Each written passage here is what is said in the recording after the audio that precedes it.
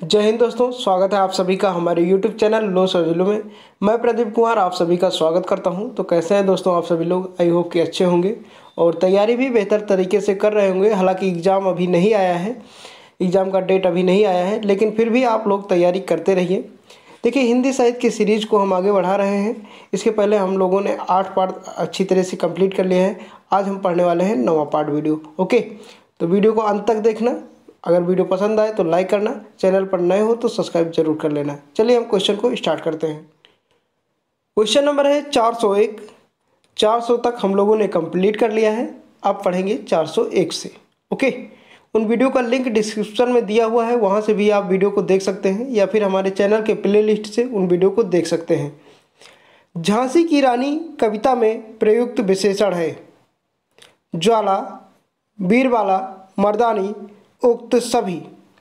4 option दिए गए हैं। अगर आपको कोई भी क्वेश्चन का आंसर आ रहा है तो कमेंट बॉक्स में आप उसको ज़रूर लिख दिया करें। ओके, जो भी आंसर आप लिख देते हैं कमेंट बॉक्स में, वो क्वेश्चन आपको हमेशा के लिए याद हो जाता है। ओके, तो करेक्ट ऑप्शन क्या हो जाएगा? डी, उक्त सभी। झांसी की रानी की कविता में प्रयुक्त विशेषण है उपयुक्त सभी, यानी ज्वाला, बीरबाला, मर्दानी। ये तीनों विशेषण आपको झांसी की रानी की कविता में देखने को मिलेंगे, इसलिए करेक्ट ऑप्शन हो जाएगा डी। चलिए हम बढ़ते हैं अगले प्रश्न की ओर। प्रश्न संख्या 402। सुभद्रा कुमारी चौहान की कृतियों में रस है। तो 4 रस दिए हुए हैं, वीर रस, वात्सल्य, श्रृंगार, उक्त सभी। तो बताना है ये 4 ऑप्शन में से क्या हो जाएगा करेक्ट। करेक्ट ऑप्शन हो जाएगा डी, उक्त सभी। सुभद्रा कुमारी चौहान की कृतियों में वीर रस, वात्सल्य रस और श्रृंगार रस तीनों का वर्णन मिलता है। तो डी आपका करेक्ट ऑप्शन हो जाएगा। झांसी की रानी किसने लिखा है? सुभद्रा कुमारी चौहान। तो ये भी पॉइंट आपको याद रखना है। तो डी आपका राइट ऑप्शन हो जाएगा, उक्त सभी। ओके, तो चलिए देखेंगे अगला प्रश्न। अभी भी जो छात्र वीडियो को लाइक नहीं किए हैं, प्लीज़ आप लोग लाइक कर दीजिए।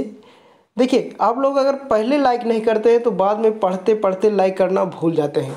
तो इसलिए आप लोग पहले लाइक कर दिया करें। ओके, और अपने दोस्तों के साथ इस वीडियो को शेयर भी कर दें। क्वेश्चन नंबर है 403।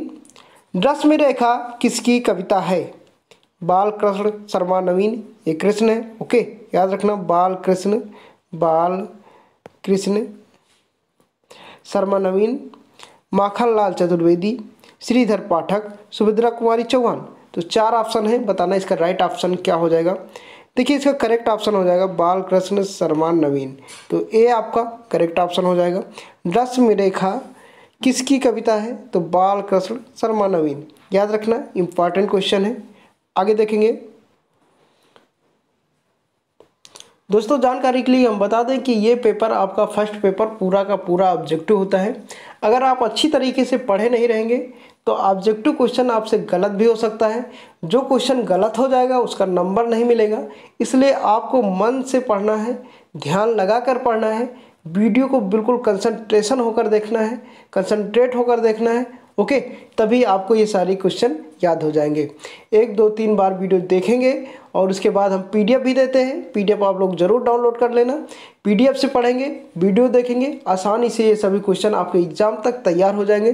तो इसलिए अभी से लगातार मेहनत करना शुरू कर दीजिए ताकि स्नातक में अच्छे मार्क आ सकें। Question number 404। बिजली कजर किसकी रचना है? बताना है बिजली कजर किसकी रचना है। 4 ऑप्शन दिए हुए हैं, माखनलाल चतुर्वेदी, रघुवीर सहाय, श्रीकांत वर्मा, उक्त सभी। तो बताना है राइट ऑप्शन क्या हो जाएगा। देखिए, इसका करेक्ट ऑप्शन हो जाएगा माखनलाल चतुर्वेदी। तो बिजली कजर किसकी रचना है? माखनलाल चतुर्वेदी। ए आपका क्या हो जाएगा? करेक्ट ऑप्शन हो जाएगा। ओके, याद रखेंगे। चलिए देखते हैं अगला प्रश्न। प्रश्न संख्या 405। धूम्र वलय के रचनाकार हैं। धूम्र वलय के रचनाकार हैं रघुवीर सहाय, श्रीकांत वर्मा, माखनलाल चतुर्वेदी। इनमें से कोई नहीं। करेक्ट ऑप्शन हो जाएगा माखनलाल चतुर्वेदी। तो सी आपका राइट ऑप्शन हो जाएगा। धूम्र वलय के रचनाकार हैं कौन? माखनलाल चतुर्वेदी। इंपॉर्टेंट क्वेश्चन है, ये सभी क्वेश्चन को आपको याद रखना है। जानकारी के लिए हम बता दें कि अगर आप इस सीरीज के सभी क्वेश्चन को तैयार कर लेते हैं तो आप अपने एग्जाम में 100% स्कोर कर सकते हैं, यानी 100 में 100 नंबर ला सकते हैं। तो इस सीरीज के सभी क्वेश्चन को आपको तैयार करना है। ओके, चलिए देखते हैं अगला प्रश्न। प्रश्न संख्या 406, हिम्मत रंगिनी कृत के रचनाकार कौन है? हिम्मत रंगिनी कृत के रचनाकार कौन है? माखनलाल चतुर्वेदी, श्रीधर पाठक, सुभद्रा कुमारी चौहान, इनमें से कोई नहीं। करेक्ट ऑप्शन हो जाएगा माखनलाल चतुर्वेदी। तो ए आपका राइट ऑप्शन हो जाएगा। हिम्मत रंगिनी कृत के रचनाकार कौन है? माखनलाल चतुर्वेदी। ए आपका राइट ऑप्शन होगा। चलिए देखेंगे अगला प्रश्न। प्रश्न संख्या 407, कृष्णा अर्जुन युद्ध किसकी कृति है? तो 4 ऑप्शन दिए हैं, बताना है कृष्णा अर्जुन युद्ध किसकी कृति है? रघुवीर सहाय, माखनलाल चतुर्वेदी, महाप्राण निराला, इनमें से कोई नहीं। करेक्ट ऑप्शन हो जाएगा माखनलाल चतुर्वेदी। तो बी आपका राइट ऑप्शन हो जाएगा। कृष्णा अर्जुन किसकी कृति है? माखनलाल चतुर्वेदी। ओके, तो बी आपका राइट ऑप्शन हो जाएगा। आगे देखेंगे प्रश्न संख्या 408, माखनलाल चतुर्वेदी को साहित्य वाचस्पति पुरस्कार कब मिला? ये बताना है। 4 ऑप्शन दिए हुए हैं, 1947, 1948 ईस्वी, 1950 ईस्वी या फिर 1940 ईस्वी। इसका राइट ऑप्शन हो जाएगा 1947 ईस्वी। तो ए आपका राइट ऑप्शन हो जाएगा। माखनलाल चतुर्वेदी को साहित्य वाचस्पति पुरस्कार कब मिला था? 1947 ईस्वी में। तो याद रखेंगे किसके लिए मिला था? हिम्मत रंगिनी के लिए। ओके, तो जैसा कि इसके पहले हमने बताया, तो 1947 करेक्ट ऑप्शन हो जाएगा। आगे देखेंगे प्रश्न संख्या 409, चतुर्वेदी जी किस वर्ष हिंदी साहित्य सम्मेलन के अध्यक्ष थे? 1943, 1945, 1950 या 1960? तो 4 ऑप्शन दिए हैं, बताना इसका राइट ऑप्शन क्या हो जाएगा। करेक्ट ऑप्शन हो जाएगा 1943। चतुर्वेदी जी किस वर्ष हिंदी साहित्य सम्मेलन के अध्यक्ष हुए थे? 1943 ईस्वी में। तो याद रखना 1943 आपका करेक्ट ऑप्शन हो जाएगा। ए आपका राइट ऑप्शन हो जाएगा। ओके, तो चलिए देखेंगे अगला प्रश्न। प्रश्न संख्या 410, श्रीधर पाठक की रचना है। श्रीधर पाठक की रचना है स्वर्गीय बीमा, गुंजन, आंसू, स्वर्ण विहीन। तो 4 ऑप्शन दिए हैं, बताना इसका राइट ऑप्शन क्या हो जाएगा। करेक्ट ऑप्शन हो जाएगा स्वर्गीय बीमा। ए आपका राइट ऑप्शन हो जाएगा। श्रीधर पाठक की रचना है स्वर्गीय बीमा। ए आपका राइट ऑप्शन हो जाएगा। चलिए देखते हैं अगला प्रश्न। प्रश्न संख्या 411, ट्रेवलर नामक कृति का अनुवाद है। भ्रामक जीवन, शांत पथिक, भौमिक, उक्त सभी। तो बताना इसका राइट ऑप्शन क्या हो जाएगा। करेक्ट ऑप्शन हो जाएगा शांत पथिक। ट्रेवलर नामक कृति का अनुवाद है शांत पथिक। बी आपका करेक्ट ऑप्शन हो जाएगा। प्रश्न संख्या 412, ऋतु संहार श्रीधर पाठक की कैसी रचना है? बताना है ऋतु संहार श्रीधर पाठक की कैसी रचना है। मौलिक, अनुदित, अर्धसत्य, उक्त सभी। करेक्ट ऑप्शन हो जाएगा अनुदित। तो बी आपका करेक्ट ऑप्शन हो जाएगा। ओके, ऋतु संहार श्रीधर पाठक की कैसी रचना है? अनुदित। याद रखेंगे बी आपका राइट ऑप्शन हो जाएगा। प्रश्न संख्या 413, श्रीधर पाठक का जन्म कब हुआ था? 1889 ईस्वी, 1890 ईस्वी, 1901 ईस्वी, 1850 ईस्वी। तो बताना है 4 ऑप्शन है, करेक्ट ऑप्शन हो जाएगा 1889 ईस्वी। श्रीधर पाठक का जन्म कब हुआ था? 1889 ईस्वी में। कहाँ हुआ था? आगरा जिले के जोधरी ग्राम में। याद रखना आगरा जिला उत्तर प्रदेश में है। ओके, चलिए देखते हैं अगला प्रश्न। प्रश्न संख्या 414, खड़ी बोली में कविता लिखने वाले सर्वप्रथम आधुनिक युग के कवि हैं। बताना है आपको खड़ी बोली में कविता लिखने वाले सर्वप्रथम आधुनिक युग के कवि हैं? निराला, महादेवी वर्मा, प्रसाद, हरिऔध। तो 4 ऑप्शन दिए गए हैं, बताना इसका राइट ऑप्शन क्या हो जाएगा। करेक्ट ऑप्शन हो जाएगा हरिऔध। तो डी आपका राइट ऑप्शन हो जाएगा। ओके, खड़ी बोली में कविता लिखने वाले सर्वप्रथम आधुनिक युग के कवि कौन है? हरिऔध। डी आपका राइट ऑप्शन हो जाएगा। आगे देखेंगे प्रश्न संख्या 415। उर्वशी के पुत्र का क्या नाम था? बताना है उर्वशी के पुत्र का क्या नाम था? बाण, आयु, विद्रुप, रोहित। तो 4 ऑप्शन दिए गए हैं, बताना इसका राइट ऑप्शन क्या हो जाएगा। चलिए अब हम बताते हैं। करेक्ट ऑप्शन हो जाएगा आयु। तो बी आपका राइट ऑप्शन हो जाएगा। उर्वशी के पुत्र का क्या नाम था? आयु। ओके, तो बी आपका राइट ऑप्शन हो जाएगा। नेक्स्ट देखेंगे प्रश्न संख्या 416। दिनकर जी कहाँ सब रजिस्ट्रार थे? सब रजिस्ट्रार एक पोस्ट होता है, तहसील में बैठते हैं। तो बताना है कि दिनकर जी कहाँ सब रजिस्ट्रार थे? रायगढ़, सीतामढ़ी, बीजापुर, इनमें से कोई नहीं। तो 4 ऑप्शन दिए गए हैं, बताना इसका राइट ऑप्शन क्या हो जाएगा। करेक्ट ऑप्शन हो जाएगा सीतामढ़ी। तो बी आपका करेक्ट ऑप्शन हो जाएगा। दिनकर जी का मतलब समझ रहे हैं, रामधारी सिंह दिनकर। तो ये सीतामढ़ी के सब रजिस्ट्रार के पद पर थे। तो याद रखना बी आपका करेक्ट ऑप्शन हो जाएगा। आगे देखेंगे मगध महिमा के रचनाकार कौन है? Question number 417। मगध महिमा के रचनाकार कौन है? दिनकर, निराला, पंत, महादेवी वर्मा। तो 4 ऑप्शन दिए गए हैं, बताना इसका राइट ऑप्शन क्या हो जाएगा। फटाफट बताइए। अगर आपको कोई भी क्वेश्चन का आंसर आ रहा है तो बताने में शर्माइए नहीं। शर्मा भाई क्यों रहे हैं? अगर आपका आंसर गलत हो जाता तो कोई गोली थोड़ी मार देगा। अगर गलत हो गया, वो याद तो हो जाएगा कम से कम। तो कमेंट में ज़रूर लिखिए अगर जो भी आपको आंसर आ रहा है। देखिए इसका राइट ऑप्शन हो जाएगा ए, दिनकर। तो मगध महिमा किसकी रचनाकार है? ए आपका करेक्ट ऑप्शन हो जाएगा, दिनकर की। ओके, तो मगध महिमा के रचनाकार कौन है, या ऐसे पूछा जा सकता है कि मगध महिमा किसने लिखा? तो किसने लिखा? दिनकर। तो ए आपका करेक्ट ऑप्शन हो जाएगा। प्रश्न संख्या 418। बारदोली विजय किसकी कृति है? दिनकर, हुंकार, सामधेनी, दशवंती। तो बताइए क्या हो जाएगा इसका करेक्ट ऑप्शन। करेक्ट ऑप्शन हो जाएगा दिनकर। तो ए आपका राइट ऑप्शन हो जाएगा। बारदोली विजय किसकी कृति है? रामधारी सिंह दिनकर की। तो ए आपका राइट ऑप्शन हो जाएगा। आगे देखेंगे प्रश्न संख्या 419। अर्धनारीश्वर की विधा क्या है? 4 ऑप्शन दिए हुए हैं, उपन्यास, नाटक, कहानी, निबंध। करेक्ट ऑप्शन हो जाएगा निबंध।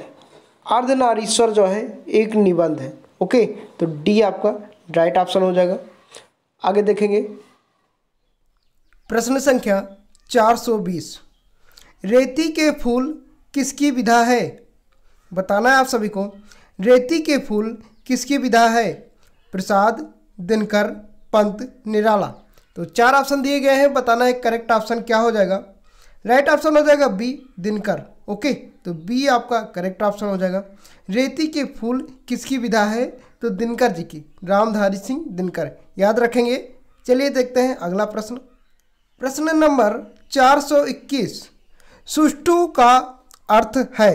बताना है सुष्ठु का अर्थ है सौम्य, सुंदर, खेल, ठगना। बताना है राइट ऑप्शन क्या हो जाएगा। करेक्ट ऑप्शन हो जाएगा सुंदर। सुष्ठु का क्या अर्थ है? सुंदर। ओके, तो याद रखना, इंपॉर्टेंट क्वेश्चन है ये, लगभग हमेशा पूछा जाता है आपके एग्जाम में। अगला प्रश्न देखेंगे। प्रश्न संख्या 422। जब धरती युद्ध के ज्वार भय से मुक्त होगी तो किसके अमृत से युक्त होगी? मानव, प्रकृति, सुख, समृद्धि, उक्त सभी। तो इम्पॉर्टेंट क्वेश्चन है, इजी भी क्वेश्चन है कि जब धरती किसी युद्ध के ज्वार भय से मुक्त होगी तो किसके अमृत से युक्त होगी? बताना है राइट ऑप्शन क्या हो जाएगा। करेक्ट ऑप्शन हो जाएगा सुख समृद्धि। तो सी आपका करेक्ट ऑप्शन हो जाएगा। ओके, देखिए जब पृथ्वी ये ज्वार भय और आतंक से मुक्त हो जाएगी, ईर्षा दोष से जो भरा हुआ है हमारा धरती, इससे मुक्त हो जाएगी, तो कैसा जीवन हो जाएगा इस पर? सुख समृद्ध। ओके, तो सी आपका जो है राइट ऑप्शन हो जाएगा। अगला प्रश्न देखेंगे, प्रश्न संख्या 423। किस रचना पर दिनकर को स्वर्ण पदक प्राप्त हुआ? बताना है। रसवंती, हुंकार, हिमालय पर और या सामधेनु पर। इसका राइट ऑप्शन हो जाएगा हिमालय पर। हिमालय पर रामधारी सिंह दिनकर को स्वर्ण पदक प्राप्त हुआ, तो सी आपका करेक्ट ऑप्शन हो जाएगा। ओके, आगे देखेंगे, प्रश्न संख्या 424। कुरु का शाब्दिक अर्थ क्या होता है? कुरु का शाब्दिक अर्थ क्या होता है? करो, कर्तव्य, ए और बी दोनों, इनमें से कोई नहीं।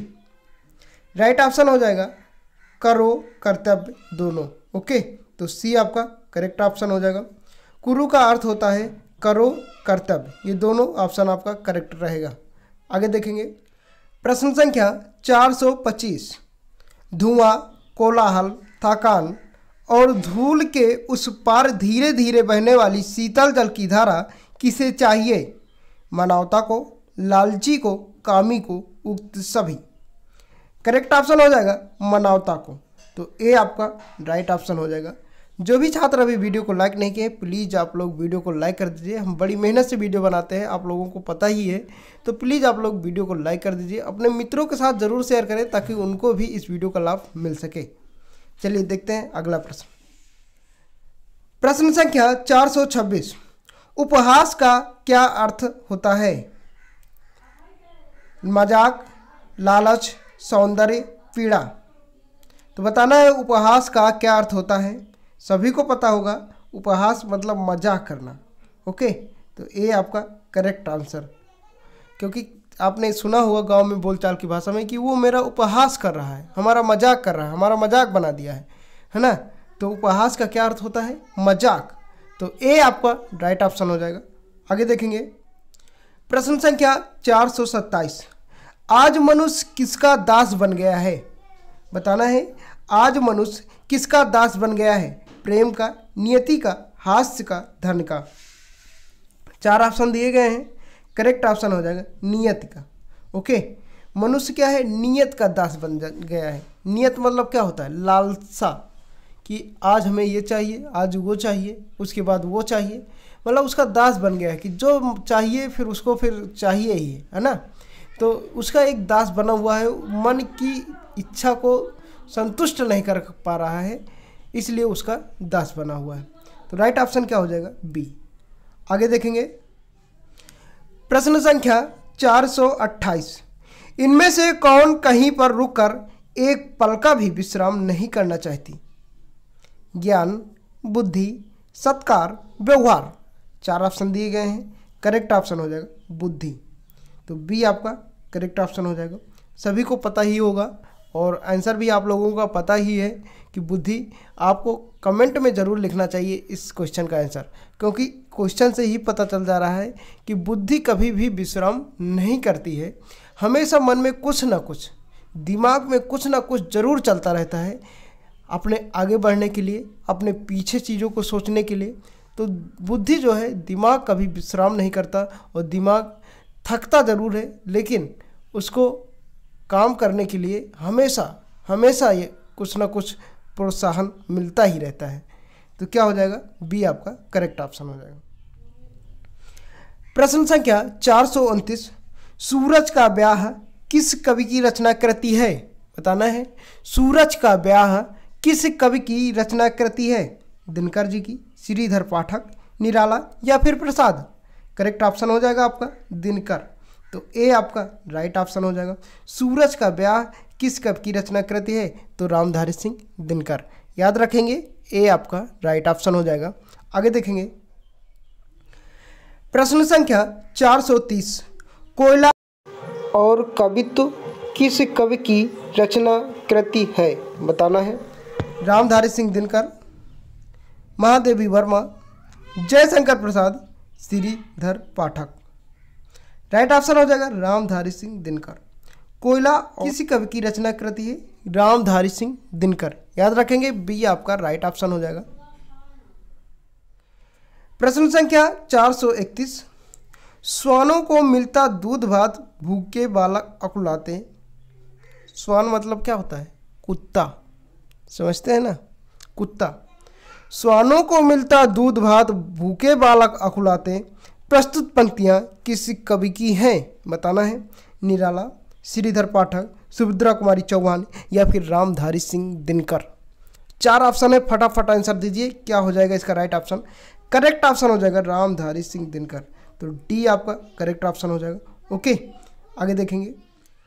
प्रश्न संख्या 432, दिनकर जी का बारदोली नामक लघु काव्य कब प्रकाशित हुआ? बताना है। दिनकर जी का बारदोली नामक लघु काव्य कब प्रकाशित हुआ? 1940 में, 1950 में, 1930 में, 1958 में। राइट ऑप्शन हो जाएगा 1930 में। तो सी आपका करेक्ट ऑप्शन हो जाएगा।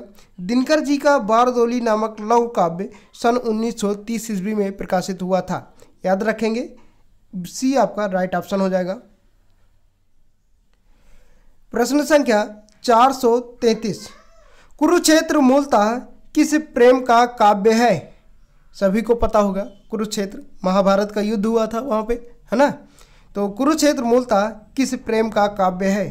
प्रकृति प्रेम, मानव प्रेम, पशु पक्षी प्रेम, इनमें से कोई नहीं। राइट ऑप्शन हो जाएगा मानव प्रेम। ओके, तो बी करेक्ट ऑप्शन हो जाएगा। आगे देखेंगे।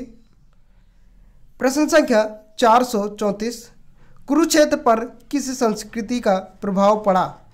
भारतीय, पाश्चात्य, मध्यकालीन, उक्त सभी। करेक्ट ऑप्शन हो जाएगा ए भारतीय। कुरुक्षेत्र पर भारतीय संस्कृति का प्रभाव पड़ा, तो ए आपका राइट ऑप्शन हो जाएगा। आगे देखेंगे। प्रश्न संख्या 435, रामधारी सिंह दिनकर का जन्म किस गांव में हुआ था? रामधारी सिंह दिनकर का जन्म किस गांव में हुआ था? तो 4 ऑप्शन दिए गए हैं, भोलूपुर, सिमरिया, नारायणपुर, जोधपुर। राइट ऑप्शन हो जाएगा बी सिमरिया। तो बी आपका करेक्ट ऑप्शन हो जाएगा। इनका जन्म किस वर्ष हुआ ये आपको कमेंट बॉक्स में बताना है। आगे देखेंगे। प्रश्न संख्या 436, दिनकर जी भारत सरकार के किस विभाग में हिंदी सलाहकार थे? बताना है। दिनकर जी भारत सरकार के किस विभाग में हिंदी सलाहकार थे? गृह विभाग, राजस्व विभाग, कर विभाग, परिवहन विभाग। करेक्ट ऑप्शन हो जाएगा गृह विभाग। किस विभाग में थे? गृह विभाग। तो ओके, ए आपका राइट ऑप्शन हो जाएगा। आगे देखेंगे। प्रश्न संख्या 437, महादेवी वर्मा को कौन सा पुरस्कार मिला था? केसरिया, मंगला प्रसाद, ए और बी दोनों, इनमें से कोई नहीं। इजी क्वेश्चन है, कई बार बता चुके हैं। केसरिया भी इनको दिया गया था, मंगला प्रसाद भी दिया गया था, यानी ए और बी दोनों करेक्ट ऑप्शन हो जाएगा। महादेवी वर्मा को कौन सा पुरस्कार मिला था? केसरिया, मंगला प्रसाद दोनों, ए और बी दोनों। सी आपका राइट ऑप्शन हो जाएगा। प्रश्न संख्या 438, महादेवी वर्मा का छंद है हरगीत का, वंशस्थ, रोला, सोरठा। तो बताना है करेक्ट ऑप्शन क्या हो जाएगा। करेक्ट ऑप्शन हो जाएगा सी रोला। तो सी आपका राइट ऑप्शन हो जाएगा। महादेवी वर्मा का छंद है रोला, तो सी आपका राइट ऑप्शन हो जाएगा। महादेवी वर्मा के नाना किस भाषा के कवि थे? ब्रजभाषा, अवधी, खड़ी बोली, छत्तीसगढ़ी। राइट ऑप्शन हो जाएगा डी छत्तीसगढ़ी। तो महादेवी वर्मा के नाना किस भाषा के कवि थे? छत्तीसगढ़ी। तो डी आपका करेक्ट ऑप्शन हो जाएगा। प्रश्न संख्या 440, महादेवी वर्मा की प्रारंभिक शिक्षा, प्रारंभिक एजुकेशन कहाँ हुई थी? बताना है। 4 ऑप्शन दिए हुए हैं, पटना, लखनऊ, इंदौर, इनमें से कोई नहीं। करेक्ट ऑप्शन हो जाएगा लखनऊ, जो कि उत्तर प्रदेश में है। तो इनकी प्रारंभिक शिक्षा कहाँ हुई थी? लखनऊ। बी आपका करेक्ट ऑप्शन हो जाएगा। आगे देखेंगे। प्रश्न संख्या 441, बादल आकाश के हृदय से किसकी भांत बरसकर प्रचंड गर्मी से मुरझाई कलियों को नव जीवन प्रदान करता है? करुणा, स्नेह, वायु, मोती। तो 4 ऑप्शन दिए हुए हैं, करेक्ट ऑप्शन हो जाएगा करुणा। तो ए आपका करेक्ट ऑप्शन हो जाएगा। आगे देखेंगे। प्रश्न संख्या 442, बादल किसकी धवल हंसी है? बादल किसकी धवल हंसी है? जल, समुद्र, नदी, पोखरा। तो 4 ऑप्शन दिए हुए हैं, करेक्ट ऑप्शन क्या हो जाएगा? देखिए इसका राइट ऑप्शन हो जाएगा समुद्र, तो बी आपका करेक्ट ऑप्शन हो जाएगा। बादल किसकी धवल हंसी है?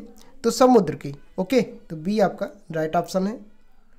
प्रश्न संख्या 443, किस युग को पंत जी के सृजन का सौंदर्य युग कहा जाता है या कह सकते हैं?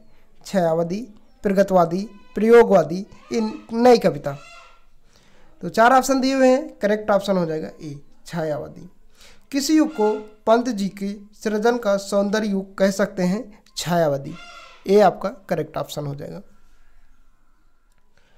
प्रश्न संख्या 444, किस सन के आसपास से पंत की कृतियों पर मार्स का प्रभाव दिखाई देने लगता है? 1935 के, 1934 ईस्वी के, 1938 के, 1940 के। करेक्ट ऑप्शन हो जाएगा 1934, तो बी आपका राइट ऑप्शन हो जाएगा। प्रश्न संख्या 445, गीत हंस किस छायावादी कवि की रचना है? पंत, दिनकर, महादेवी वर्मा, राम नरेश शुक्ल। तो बताना है गीत हंस किस छायावादी कवि की रचना है। तो 4 ऑप्शन है, बताना है राइट ऑप्शन क्या हो जाएगा। देखिए इसका करेक्ट ऑप्शन हो जाएगा ए पंत। ओके, तो ए आपका करेक्ट ऑप्शन हो जाएगा। आगे देखेंगे प्रश्न संख्या 446, पंत की किस काव्य कृति को छायावाद का मैनिफेस्टो कहा गया है? गुंजन, पल्लव, वीणा, लोकायतन। देखिए करेक्ट ऑप्शन हो जाएगा आपका बी पल्लव। बी आपका राइट ऑप्शन हो जाएगा। छायावाद का मैनिफेस्टो कहा गया है पल्लव रचना का। ओके, बी आपका राइट ऑप्शन हो जाएगा। प्रश्न संख्या 447, स्वर्ण काव्य की रचना हिंदी के किस कवि ने की है? बालकृष्ण शर्मा नवीन, हरवंश राय बच्चन, सुमित्रा नंदन पंत, नरेंद्र शर्मा। करेक्ट ऑप्शन हो जाएगा सी सुमित्रा नंदन पंत। स्वर्ण काव्य की रचना हिंदी के किस कवि ने की है? सुमित्रा नंदन पंत। सी आपका करेक्ट ऑप्शन हो जाएगा। आगे देखेंगे प्रश्न संख्या 448, परिवर्तन कविता का मूल स्वर क्या है? प्रकृति चित्रण, क्षणवाद, जीवन की निस्वरता, सब कुछ परिवर्तनशील। राइट ऑप्शन हो जाएगा डी सब कुछ परिवर्तनशील। ओके, तो जैसा कि परिवर्तन से आप समझ ही सकते हैं कि सब कुछ परिवर्तनशील, तो परिवर्तन कविता का मूल स्वर क्या है? सब कुछ परिवर्तनशील। डी आपका करेक्ट ऑप्शन हो जाएगा। प्रश्न संख्या 449, नौका विहार के दौरान सुमित्रा नंदन पंत को कौन सा पक्षी दिखाई पड़ा? कोयल, कबूतर, कौवा, कोक। करेक्ट ऑप्शन हो जाएगा डी कोक। ओके, तो डी आपका करेक्ट ऑप्शन हो जाएगा। नौका विहार के दौरान सुमित्रा नंदन पंत को कौन सा पक्षी दिखाई पड़ा? तो याद रखना कोक। तो डी आपका राइट ऑप्शन हो जाएगा। प्रश्न संख्या 450, न जाने नक्षत्रों से कौन देता है मुझको मौन में कौन सा अलंकार है? अपाहनुति, मानवीकरण, विशेष पर्याय, उपमा। राइट ऑप्शन हो जाएगा बी मानवीकरण। न जाने नक्षत्रों से कौन देता है मुझको मौन में कौन सा अलंकार है? मानवीकरण। तो बी आपका करेक्ट ऑप्शन हो जाएगा। तो दोस्तों अगर वीडियो पसंद आया है तो वीडियो को ज़रूर लाइक कीजिए। चैनल पर हमारे नए हो तो चैनल को ज़रूर सब्सक्राइब कर लेना ताकि स्नातक में अच्छे मार्क आप ला सकें। ओके, तो अपने दोस्तों के साथ इस वीडियो को ज़रूर शेयर करना ताकि उनको भी इस वीडियो का लाभ मिल सके। तो मिलते हैं नेक्स्ट वीडियो में, तब तक के लिए जय हिंद, वंदे मातरम।